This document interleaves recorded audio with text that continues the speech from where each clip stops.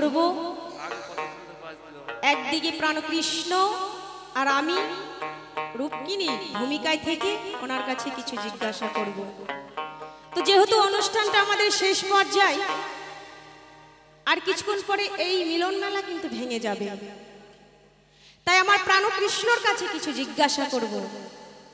যাকে আমরা পুজো করি, যাকে আমরা ভক্তি করি, তার চরিত্রর যে এত দোষ, তার চরিত্র যে এত খারাপ, মানে তার সঙ্গে সংসার না করলে আর বোঝা যাবে না। বুঝতে পারছেন তো? ঘরের মানুষ যদি চুরি করে, ঘরের মানুষের যদি চরিত্র খারাপ হয়, তাহলে এই দুঃখ আর কার কাছে বলা যায়? তো ব্যাপারটা হলো সেখানে। তাই প্রাণকৃষ্ণর কাছে আমার কিছু জিজ্ঞাসা। কৃষ্ণর কিন্তু হাজার হাজার বউ আছে, 16,000 গোপী, 16,000 বউ। তাহলে তার সঙ্গে তার অষ্টমুখী 8 জন বউ, মানে 8 জন স্ত্রীর সঙ্গে তিনি থাকেন। এই কলিযুগে কার কটা স্ত্রী আছে, কার কটা বউ আছে? একটু হাত তুলবেন তো দেখি। এখানে কেউ আছে? 2, 3, 4, 5 কারো আছে? যদি কারো থেকে থাকে তাহলে হাতগুলো একটু তুলবেন, তাহলে এনার সঙ্গে আপনার একটু মিলানো যাবে। কেউ কে আছেন? নেই তো। কলির কৃষ্ণ, বুঝতে পারছেন? তাহলে প্রাণকৃষ্ণর কাছে জিজ্ঞাসা, তোমার 8টা বউ থাকার পরেও তুমি সারাক্ষণ খালি রাধা রাধা রাধা বলে ডাকো। আচ্ছা বলেন তো, এখানে কেউ একজন বলবেন আমি যে রূপকিনী খুবই কি খারাপ দেখতে? আমি কি খুবই খারাপ দেখতে? তাহলে আমি 8টা বইয়ের মধ্যে সেরা। তাহলে তুমি আমাদেরকে কখনো ভালোবাসো না, আমাদেরকে কখনো মন থেকে দুটো কথা বলো না। তুমি সারাক্ষণ মন মরা হয়ে থাকো, সারাক্ষণ শুধু ভাবনায় থাকো, শুধু রাধা রাধা বলে ডাকো। এই রাধাটা কি? কি তার পরিচয়? কোথায় তার বাড়ি? কোনখানে তার ঘর? কিছুই জানি না। হ্যাঁ, আচ্ছা মা, আপনারা একটু বলবেন তো, আপনারা যখন গান শুনে বাড়িতে যাবেন, নিশ্চয়ই স্বামী স্ত্রী এক জায়গায় থাকবেন, এবং আপনার পাশে যখন স্বামী অন্য একজনের বউ, মানে অন্য একটা স্ত্রীর নাম যদি সারাক্ষণ জপে, আপনার কেমন লাগবে? আমি হলে তো তাকে একদম চোখে থেকে ঠেলে ফেলে দেব। আপনার কেমন লাগবে? তাহলে প্রাণকৃষ্ণ, তুমি সারাক্ষণ রাধা রাধা বলে ডাকো কেন? আর রাধা না, এই রাধাটা কে? কোনখানে তার বাড়ি? আর এর পরিচয়টা কি? আবার দেখা যায়, আচ্ছা রাধার মধ্যে যেটা আছে তাহলে তো সেটা আমার মধ্যেও আছে, তাই না মা? রাধার মধ্যে যা যা আছে তাই তাই তো আমার মধ্যেও আছে। তাহলে এমন বিশেষ কি ওর মধ্যে আছে যেতে সবসময় রাধা রাধা জপো, রাধা রাধা ডাকো? আমার মধ্যে নেই। আমরা 8টা বউ মিলে তোমার কত যত্ন করি, যত্নের তো অভাব রাখিনি। 8টা বউ মিলে তোমাকে যদি যত্ন করা হয়, তাহলে মানে যত্নের তো কোনো অভাব থাকে না।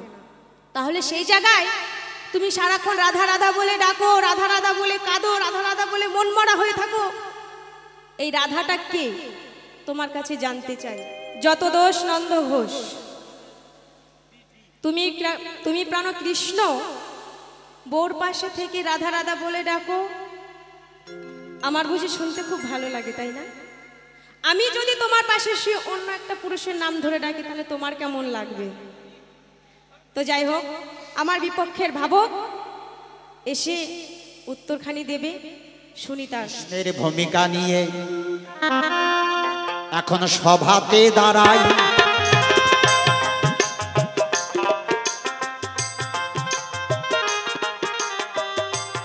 আমার বিপক্ষে লক্ষ্মী অংশে জন্ম রূপকিনী, তারে আমি পাই।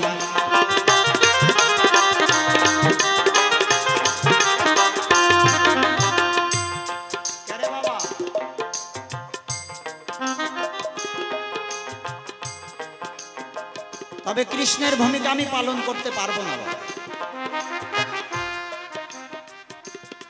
কৃষ্ণ কথাটার যে মানে, এই নামটা লিখলেন গর্ভমণি। কি লিখলেন, কি রাখলেন না? কৃষ্ণ।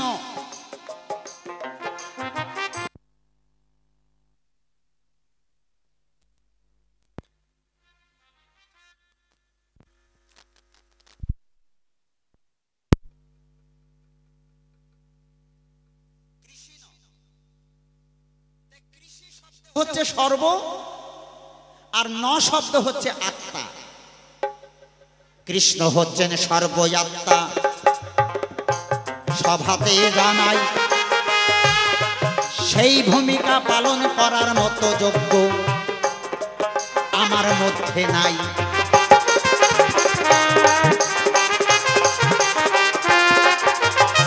কৃষ্ণ সর্বাত্মা।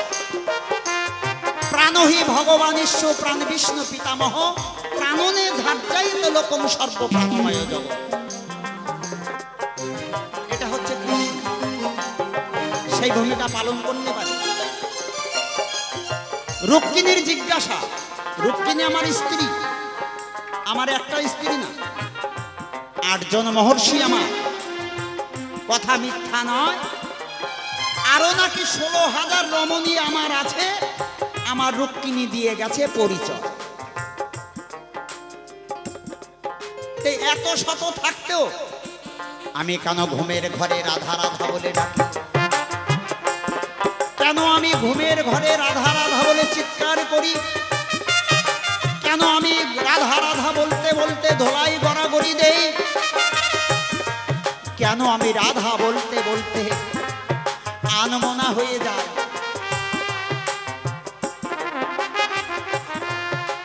রুক্মিণী এই কথাই তুলে ধরলেন। কারো স্বামী সবকিছুর ভাগ দিতে পারে, স্বামীর ভাগ কোনো নারী দিতে না রে। তা আমরা অষ্টমহর্ষি, অষ্টরমণী, রূপে গুণে আমরা শিরোমণি, তোমাকে আমরা অষ্টভাবে সেবা দেই। অষ্টমহর্ষি অষ্টভাবে সেবা দেন, তথাপিও তোমার হয়তো মন ভরে না। বলো দেখি কৃষ্ণ কানাই আমার ঠাই, আমাদের সেবায় তোমার মন ভরে না। তুমি রাধা রাধা রাধা রাধা বলে কাঁদো। রাধাটা কি? রাধার মধ্যে কি আছে যে আমাদের মধ্যে নাই? রাধাও একজন নারী, আমরাও একজন নারী। তো রাধার মধ্যে যা আছে আমাদের মধ্যেও তাই আছে। তাই বলো প্রাণনাথ, তোমার কিসের অভাব? রাধা তত্ত্বটা কি বলতে রাখবে না বাকি। এই কথাই কৃষ্ণের মা রোহিণী, কৃষ্ণের 12 জন মা ছিল, তার মধ্যে রোহিণী, এই রোহিণীকে গিয়ে অভিযোগ করেছিলেন, ও শাশুড়ি মা, তোমার ছেলের এই ব্যবহার। বলো রাধাটাকে? অষ্টমহর্ষি রাধা চেনে না, রাধাটাকে বলো তোমা, সেই রাধাটাকে, রাধা তত্ত্বটা কি? রোহিণী বলেছিলেন শুনবে? যদি শুনতে চাও রাধাটাকে, একটা ঘরের মধ্যে প্রবেশ করলেন অষ্টমহর্ষি নিয়ে। ঘরের দরজায় রেখে দিলেন কাকে? সুভদ্রাকে। সুভদ্রা, আমরা যত সময় এই ঘরের ভিতর থেকে বের না হব, তত সময় এই ঘরের মধ্যে যেন কেউ ঢুকতে না পারে। ঘরের ভিতরে রাধা তত্ত্ব হচ্ছে। এমন সময় সেই ঘরের দরজায় কৃষ্ণ এসে উপস্থিত। কৃষ্ণ ঘরের ভিতরে যাবে, সুভদ্রা করলেন মানা, দাদা এই ঘরের মধ্যে আজকে তোমার প্রবেশ করা যাবে না। কৃষ্ণ বললেন কেন? আমি তো প্রতিদিন যাই, সব সময় যাই, আজকে হঠাৎ আমি যেতে পারবো না কেন? বলে না, এই ঘরের মধ্যে তোমার অষ্টমহর্ষি ঢুকেছে, তোমার মা রোহিণী ঢুকেছে। সেই রোহিণী মা আজ রাধা তত্ত্ব বলছে এই অষ্টমহর্ষির কাছে। কৃষ্ণ বললেন তাই? আমার রাধা তত্ত্ব বলছে, আমি আর ঘরে ঢুকব না। এমন সময় বলরাম আসলেন। সেখানে 3 জন গেটের সামনে দাঁড়িয়ে রইলেন। মাঝখানে সুভদ্রা, ডাইনে বামে কৃষ্ণ বলরাম। ভিতরে রাধা তত্ত্ব হচ্ছে। এই রাধা তত্ত্ব শুনতে শুনতে কৃষ্ণ বলরাম সুভদ্রা এই 3 জনাই বিকলাঙ্গ হয়ে গেলেন। তাদের হাত পা গুলো সংকুচিত হয়ে দেহের মধ্যে ধরে ঢুকে যাচ্ছে। রাধা তত্ত্ব শ্রবণ করতে করতে বিকলাঙ্গ হয়ে গেছে। হাত পাগুলো দেহের মধ্যে ঢুকে গেছে। কে সুভদ্রা, কে বলরাম, কে কৃষ্ণ, চিনার কোনো উপায় নাই। এমন সময় নারদমণি বিনা বাজাতে বাজাতে নারায়ণ নারায়ণ বলতে বলতে যখন আসে, তখন ওই মূর্তি তিনখানা দেখতে পায়।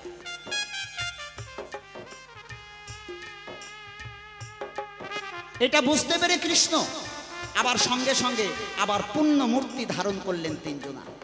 নারদ মনে বলেছিলেন, প্রভু একই রূপ আমি দর্শন করলাম, আরেকটি বারে এই রূপ আমি দর্শন করতে চাই। বললেন, নারদ এই যুগে হবে না, আমি এই রূপে আবির্ভাব হব, অবতার হব কলির যুগে, জগবন্ধু অবতার হয়ে। তাই জগন্নাথ মূর্তি আমরা দর্শনে যাই, সেখানে কৃষ্ণ বলরাম সুভদ্রা পাই, তাদের বিকলঙ্গ দেহ। এই রূপটা হয়েছিলেন দাপর যুগে, রাধা তত্ত্ব শ্রবণ করতে করতে বিকলঙ্গ হয়ে গিয়েছিলেন। সেই রাধা তত্ত্ব আমার কাছে জিজ্ঞাসা করেছেন। মহাভাব স্বরূপিণী রাধার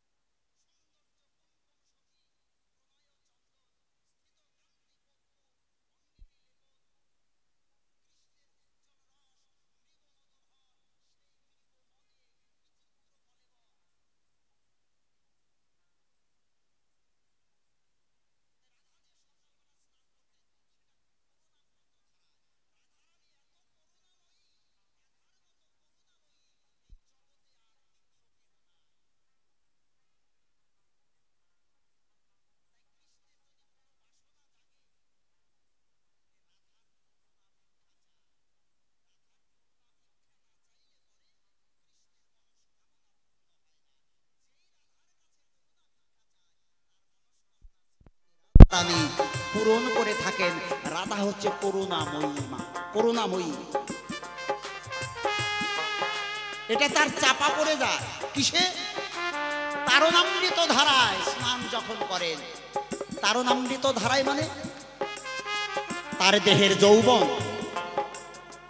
রাধা কখনোই বৃদ্ধ হয় না, রাধা কখনো যৌবনের ভাটি পড়ে না, রাধা রূপের কোনো ঘামতি পড়ে না, খামতি পড়ে না। কিসের দ্বারা? তারণামৃত ধারায় স্নান করে। তাই রাধা হচ্ছে নিত্য কিশোরী আর কৃষ্ণ হচ্ছে নিত্য কিশোর।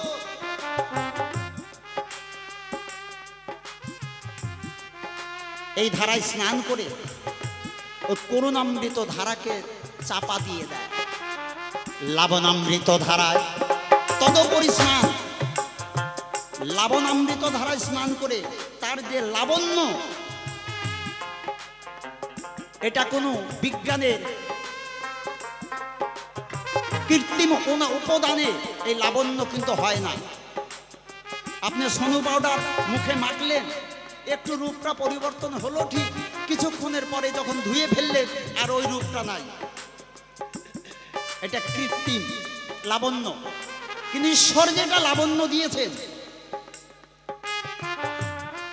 সে লাবণ্যের উপরে আর কোনো বিজ্ঞান হাত লাগাতে পারে না। অনেক আদিবাসী মেয়েরা যাবে দেখবেন, ভালো ভালো সোনু পাউডার ওরা মাখে না গায়ে, পয়সা নাই, একটা শাড়ি পরে, বনে জঙ্গল থেকে ফুল তুলে খোপায় বুঝে রাস্তা দিয়ে যখন যায় দেখতে এত ভালো লাগে, এত সুন্দর তাদের ঢলঢল লাবণ্য। এটা কোনো কৃত্রিম উপাদানে হয়নি। আর সেই লাবণ্যটাই ধরে রাখেন রাধা রানী।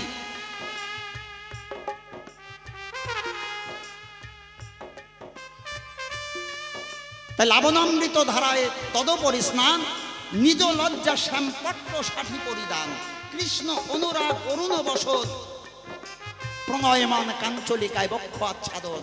রাধারানী যে সাজতেন তার প্রতিটা সাজের পিছনে কৃষ্ণ অনুরাগ, কৃষ্ণের জন্য সাজতেন। নিত্য নতুন ভাবে রাধারানী সাজতেন। কাকে দেখানোর জন্য? একমাত্র কৃষ্ণকে দেখানোর জন্য। কোনভাবে সাজলে পরে আমার প্রাণ গোবিন্দ খুশি হবে, কিভাবে সাজলে পরে আমার বধূয়ার একটু ভালো লাগবে, তাই নিত্য নতুন ভাবে সাজতেন। উন্নাটা যে পড়তেন রাধা, সেটা ছিল লাল বর্ণের। কেন লাল বর্ণের? কেন না, এটা কৃষ্ণের প্রতি যে অনুরাগ, মানুষের অনুরাগের রং হচ্ছে লাল। যে কৃষ্ণের প্রতি যে রাধার অনুরাগ, সেই অনুরাগটা বুঝিয়ে দিতেন তার এই যে লাল রঙের ওড়না দিয়ে। রাধা যখন ধম্বিল্ল বাঁধতেন, ধম্বিল্ল মানে খোপা, এই খোপা বেঁধে কৃষ্ণকে বুঝিয়ে দিতেন যে তোমার নায়িকা তোমার জন্য কতখানি তৈরি। কাজল থেকে শুরু করে, মালা থেকে শুরু করে, এত ব্যাখ্যা দেওয়ার সময় নাই বাবা। আমি যদি এইটুকু বলতে চাই, রাধার এইটুকু রূপের বর্ণনা, 4 ঘন্টা সময় লাগবে আমার। তাহলে রাধার মধ্যে যা আছে তোমাদের মধ্যে নাই, এরপরে আরো আছে। রাধাকে নিজে হাতে সৃষ্টি করেছেন কৃষ্ণ, কথা মিথ্যা নয়। নিজে হাতে তাকে সাজিয়েছে। কি দিয়ে রাধাকে সাজাবো? তাই রাধারানীকে 16 কলায় পূর্ণ করে দিলেন। কৃষ্ণ নিজে 16 কলায় পূর্ণ করে দিল। ফুল ফল পশু পাখি এই চারি চারি, 16 কলায় পূর্ণ রাধিকা সুন্দরী। ফুলের 4টি বস্তু, ফলের 4, পশুর 4, পাখির 4, এই 4 4 16। ফুলের 4 কি? জবা পাদ নাসাতিল অঙ্গে পদ্ম গন্ধ, চম্পকি বরণী রাধে কুসুম প্রবন্ধ। এই ফুলের 4টে বস্তু রাধার ভিতরে দিলেন। ফলের 4 কি?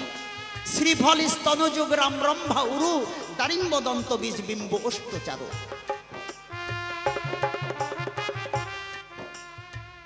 পশুর 4টি কি দিলেন? করিকর হরিণাক্ষী কপিলা পুচ্ছ কেশ, সিংহকোটি দেখিয়া বিমুগ্ধ ঋষিকেশ। আর পাখির 4 কি দিলেন? খঞ্জন গমন গৃধিনী গণ্ড যুগমালা, পিকসর ময়ূর সুঠাম। এই হচ্ছে রাধার 16 কলা। যে 16 কলা এই বিশ্ব জগতে কোনো নারীর মধ্যে নাই। ও রুক্মিণী, ও সত্যভামা, ও জাম্ববতী, তোমরা কেউ 16 কলায় পূর্ণ না। একমাত্র রাধা রানী 16 কলায় পূর্ণ। আর রাধা রানী 16 কলায় পূর্ণ বলে শাস্ত্রে লিখেছেন, রাধার সৌন্দর্য গুণ বাঞ্ছে সত্যভামা, সত্যভামা বাসনা করে, হে শ্রীমতী রাধারানী, তোমার যে সৌন্দর্য, এই সৌন্দর্য আমাকে প্রদান করো, আমাকে ভিক্ষা দাও। রাধার সৌন্দর্য গুণ বাঞ্ছে সত্যভামা, যার কলা বিলাস শিখে ব্রজরমা।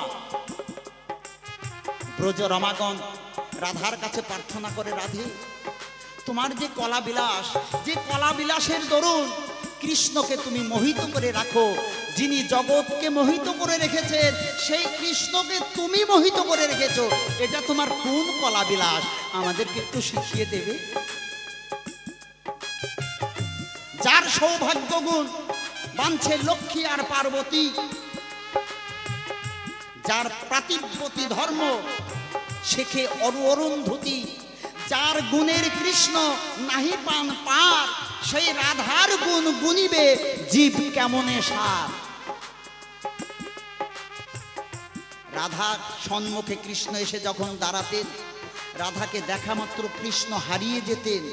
কি আছে রাধার মধ্যে?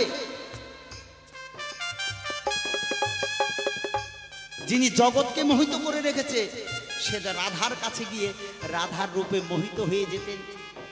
কি আছে রাধার মধ্যে, এটা কৃষ্ণও কোনোদিন উপলব্ধি করতে পারে নাই, কৃষ্ণও নির্ণয় করতে পারে নাই। তো রুক্মিণী, আমার রাধার কথা তোমায় আর কত বলবো, বলতে গেলে শেষ নাই।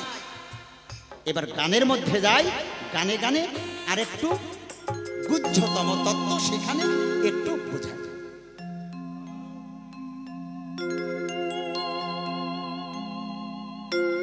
ওরে অল্প ভাগ্যে অবৈরাগ্যে চিনবি কি রে শ্রীরাধায়, অল্প ভাগ্যে অবৈরাগ্যে, অল্প ভাগ্যে অবৈরাগ্যে রাধা তত্ত্ব বোঝা যায় না, রাধাকে চেনা যায় না। নয় সে সামান্য রমণী, রমণীর শিরোমণি, সুসপ্তা সাপিনী চিত্রাণী প্রায়, চিনবি কি রে সেই রাধায়, অল্প ভাগ্যে অবৈরাগ্যে চিনবি কি রে শ্রী রাধায়, অল্প ভাগ্যে অবৈরাগ্যে চিনবি কি রে সেই রাধা। জয় জয় রাধা কৃষ্ণ প্রেমানন্দে, হরি বল হরি বল হরি।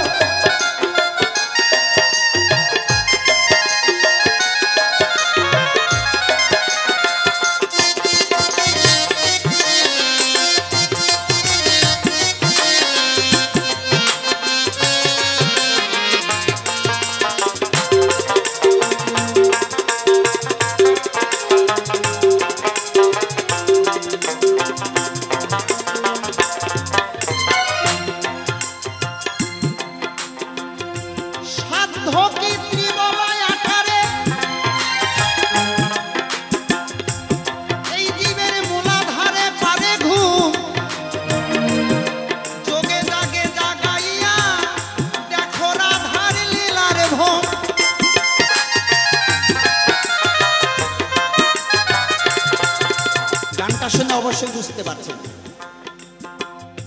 সাধ্য কি ত্রিবলয় আকারে, ত্রিবলয় আকারে কে থাকে না? আমাদের মানব দেহের চতুর্দল পদ্মে কুলকুণ্ডলিনী শক্তি, 3.5 প্যাচে ঘেরা,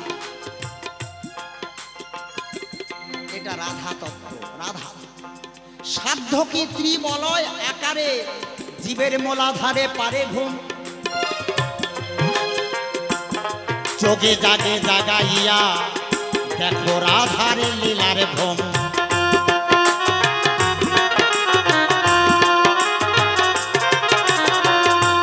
মুখে বললে বুঝবে কি তা, যা বোঝে নাই গণেশের পিতা।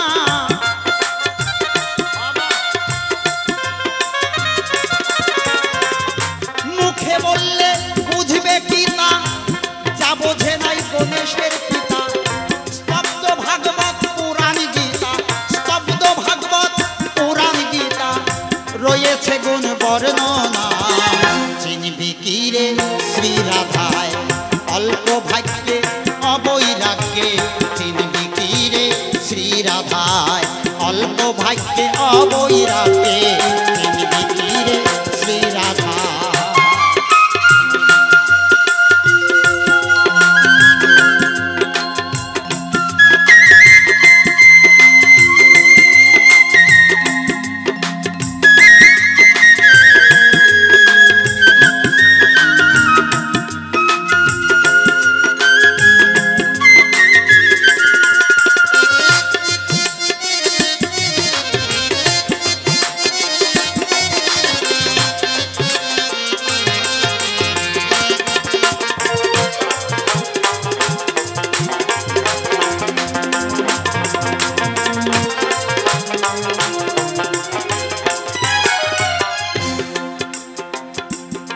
পরাব্রহ্মের পরাশক্তি, ধরে আল্লাহ দিনী নাম, শুদ্ধ ভক্তি মাতোয়ারা, অভক্তির প্রতি হচ্ছে বাম।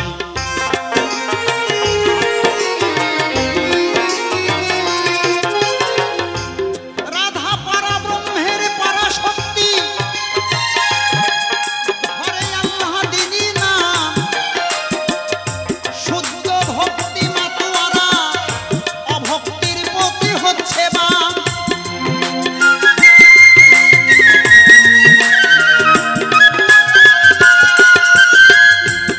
জটিলা কুটিলা তারে চিনবে বলো কৃপকারে,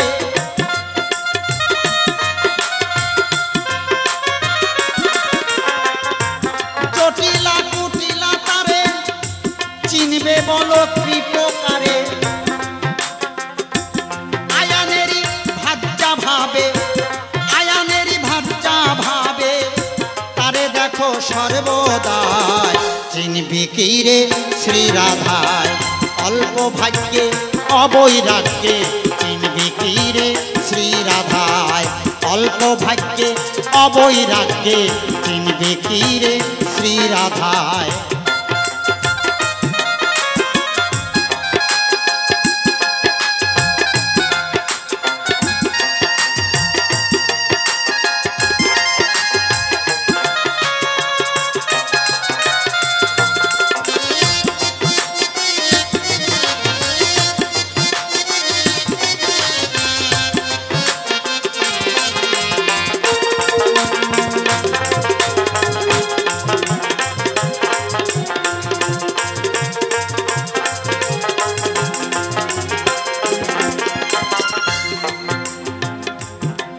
যোগেন্দ্র বর্ণিতে নারে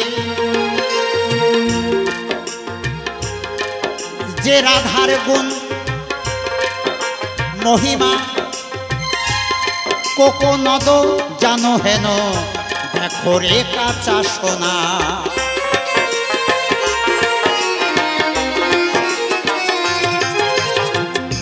যোগেন্দ্র বর্ণিতে নারে যে রাধার গুণ মহিমা, কোকোনদ জানো হেন, দেখো রে কাঁচা সোনা।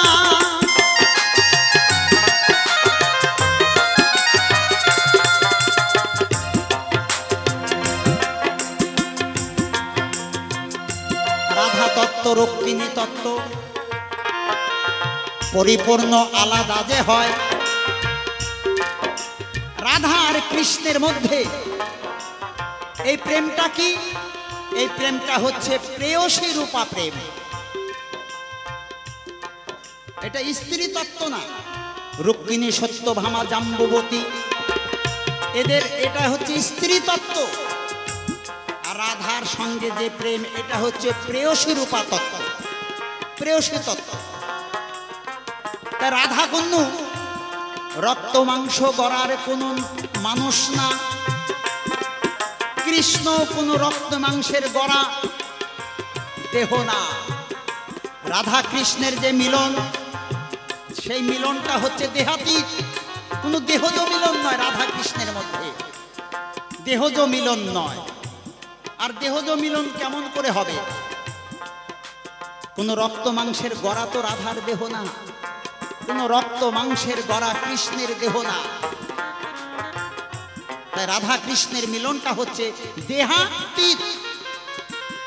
এটা স্ত্রী তত্ত্ব না, এটা প্রেয়সী রূপা তত্ত্ব। আর রুক্মিণী তোমার সঙ্গে আমার সঙ্গে, এটা স্ত্রী তত্ত্ব। স্ত্রী তত্ত্বের মধ্যে প্রেয়সী তত্ত্ব নাই,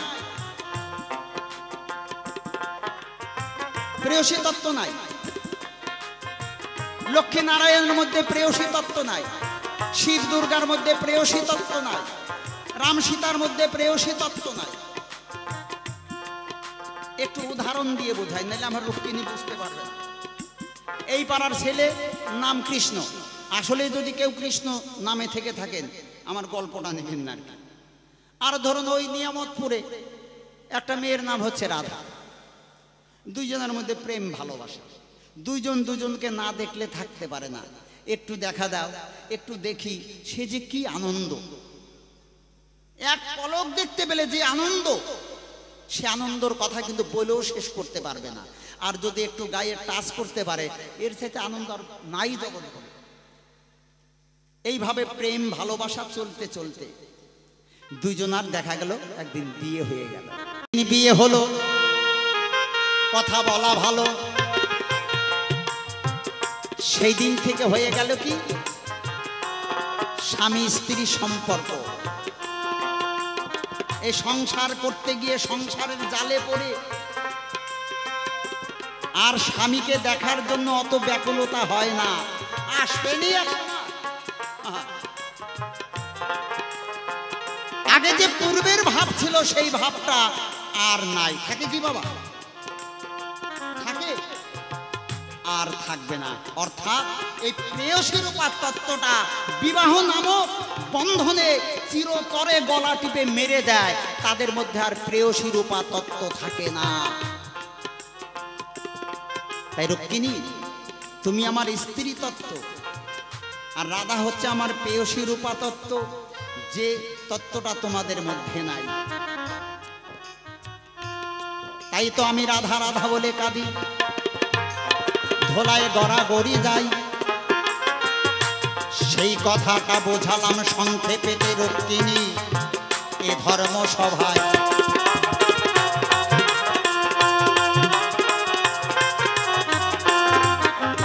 এই তো আমার প্রথমবারে করলাম আয়োজন, কৃপা করে সাধুগুরু করিবেন গ্রহণ। প্রথমবারে বেশি বলবো কি কারণ, বেশি বলে দোষী আমি হব কোন কারণ?